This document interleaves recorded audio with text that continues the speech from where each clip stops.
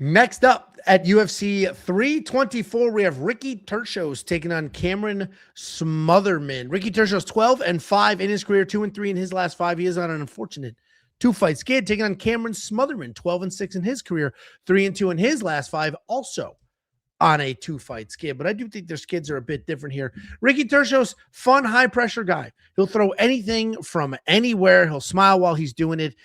In more than half of his UFC fights, he has landed more than 100 significant strikes, and that includes losses. He does not have much to offer outside of just moving forward and staying busy, but he does that pretty well. His takedown accuracy is a terrible 20%. The takedown defense is a terrible 40%. And he's coming off that terrible loss to Bernardo Sapai where he just literally ran forward. He's taking on Cameron Smotherman. Cameron's a pretty patient guy, good, accurate striker. He will throw in combinations.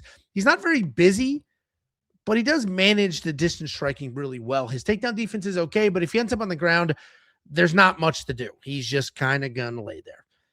He is coming off that decision loss to Ricky Simon, where he was taken down 3 times, but he actually made that somewhat competitive. And I feel like this is a weird spot because I used to enjoy breaking down Ricky Turcios, meaning this would be a spot where I'd be like, he's a phenomenal dog.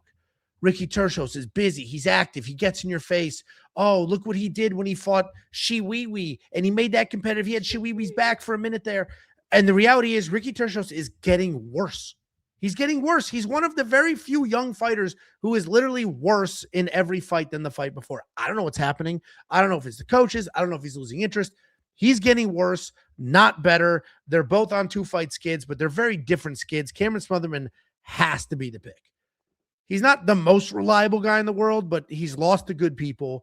He fights a good style in this matchup, meaning he's not just going to accept getting walked down. I think he's the far better striker. Ricky's going to try to wrestle, try to do what Ricky Simon did to Cameron Smotherman, and that's just not going to work for him. So Smotherman's the pick, and I am more than minus 190 confident in him. What do you think, Jacob? Yeah, I'm a big fan of Cameron Smotherman. I was at his UFC debut. I was at the Apex when he was like, plus 400 or something like that versus Jake Hadley. I might have played in that fight. Yeah. I mean, I might have. That was a very interesting fight, but he showed that fight showed who he was, and then I think he got a little bit overconfident in his next fight. This is the fight that if you are who you're supposed to be in Cameron Smotherman, you got to win this one. And you should look pretty good in this fight. Because as you said, Ricky, to do what he needs to do, he needs to get the takedowns. He's definitely one of those guys that can just kind of make you scramble. He doesn't necessarily need the takedown, just kind of make you scramble. He can get on your back. And if he gets on Smotherman's back, he's probably not going to really go anywhere. But he shouldn't have the takedowns, and he definitely shouldn't have the striking. Now, if you're Cameron Smotherman, you got to be who you say you are. And he keeps saying, I'm going to be more aggressive. And he saw a little bit of that towards the end of the Ricky Simon fight. He kind of flipped a switch there. And if he carries that into this fight, he should dominate, because if you just kind of take your time against Ricky Turcios and kind of let his confidence build and let him kind of move downhill in a fight, he can kind of wear you down. So you got to get in this guy's face with the jab, with the footwork. Sometimes Cameron can just kind of be flat-footed and want to kind of just sit on the big shot.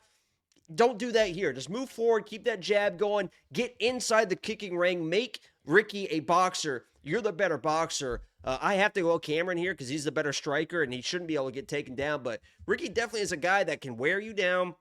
He doesn't necessarily need clean takedowns to enter into the jiu-jitsu world and win some control time. So this thing could get a little bit dicey, but Cameron's a better fighter, and I don't blame you for putting money on him.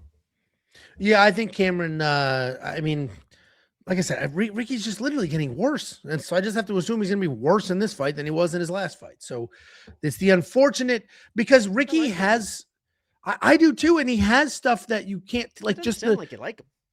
I'm just disappointed in him.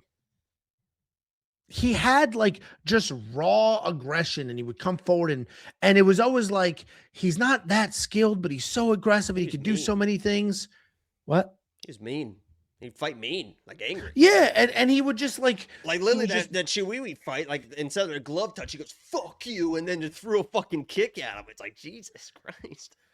Yeah, it's just it's unfortunate to see, because there was a point in time where it's like, this kid has raw potential. Let's see what happens. And now it's like, oh, well, you're 30 and nothing happened.